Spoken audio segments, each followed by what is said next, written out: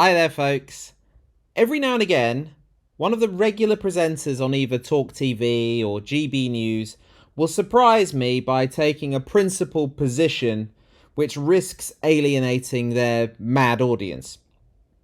Now, of course, this happens very infrequently, but it does happen. It usually comes from people who are more libertarian in their views, and I think that is a fair way of describing Julia Hartley-Brewer. Now, don't get me wrong, she is largely insufferable, but she is capable of rational thought from time to time, unlike, for example, concrete farmer Mike Graham, who is just an out-and-out simpleton. Hartley-Brewer spent a large portion of her show speaking about the arrest of 6 Republican protesters who were picked up by the Met Police for merely unloading placards from their van on the morning of the coronation of Charles, and they were subsequently locked up for 16 hours before being released without charge. You may be surprised to discover Hartley-Brewer is absolutely disgusted by this, and she laid into Tory MP Craig McKinlay for his apparent support or indifference to this injustice. Let's take a look. But I do want to get your thoughts on this Republic protest. Do you think the police did the right thing? I actually, on balance, think that they did. I mean, we've seen protesters that are there to actually disrupt things, like the snooker that we discussed last week. They've had 70 years to make their protest against the monarchy, and they've got another 70 years to do so. For most of us in the country, myself very much included, I was there to enjoy the day. It was, I put a tweet out at the time and said, oh, for heaven's sake, let's just have a day off, all of us, and enjoy this celebration.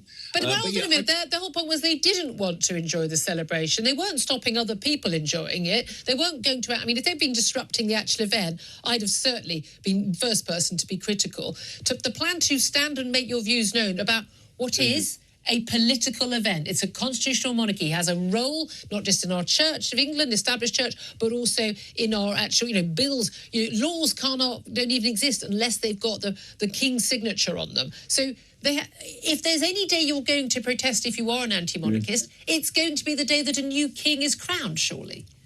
No, of course. No. Well, then so is it all right for them to protest on that day or not?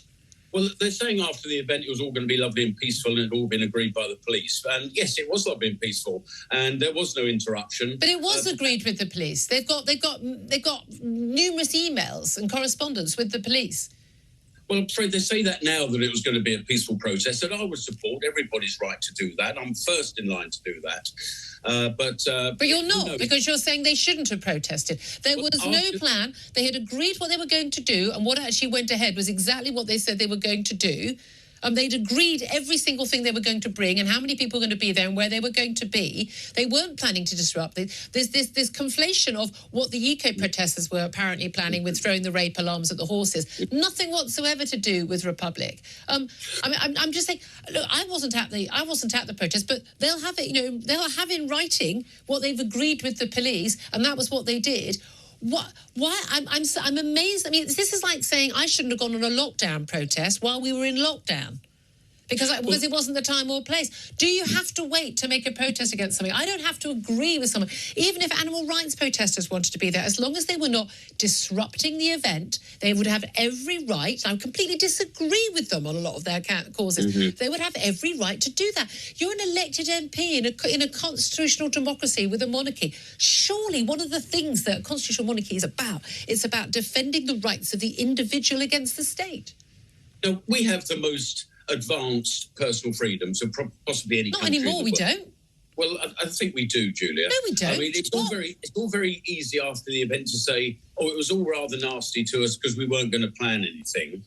Very easy to say on a Tuesday morning after the events of the weekend to say that, to say we were going to be very good girls and boys. And Craig, I'm sorry. So we just assume that anyone who's going to protest, even though they've spoken to the police and they've agreed what they're going to do, they have no history of disrupting any events at all. It's not like Extinction Rebellion saying, oh, no, we'll be good this time. I can see the point there. You're saying we have to assume you're going to do something wrong, even though there's no evidence of anything. You're bringing placards to an event which you've agreed with the police. And you're saying, yeah, just in case we should arrest. Because anybody could be arrested at any time on that basis. No, I get where you're going in terms of the splitting hairs on this, Julia, but I think on this occasion we're going to have to disagree. And I think you don't believe in peaceful legal protest. That's what you're saying, No, Craig. I do. I've been on the except when it's an event that you agree with. No, it's not like that. We had the world's cameras and an event that is a global event, very important to the history of Britain. I think it was right in this case to take any action just to nip anything in the bud. They can go back on the streets today. They can go back on the streets as they have done for the last 7 years. I'm so disappointed in you.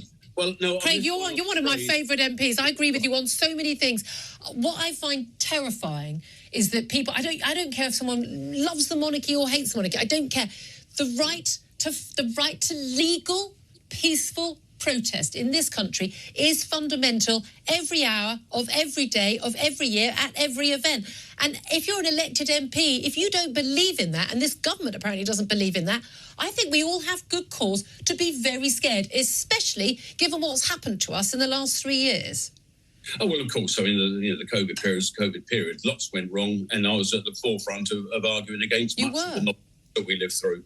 But I don't. On this, should we have arrested you in case you caused a disruption? Well, yeah, no, no one knocked on my door. No, exactly. How lucky for you. I was very compliant with the rules, even though I didn't agree with many of them. But I'm afraid, Julia, on this one, I don't think it actually interfered with anybody's lives to any great extent. Sorry, someone being held by police for six people being held for 16 hours. Under arrest when there was no evidence of any crime, no genuine suspicion of any crime, and we've even had an expression of regret and an apology from a chief inspector to the head of Republic.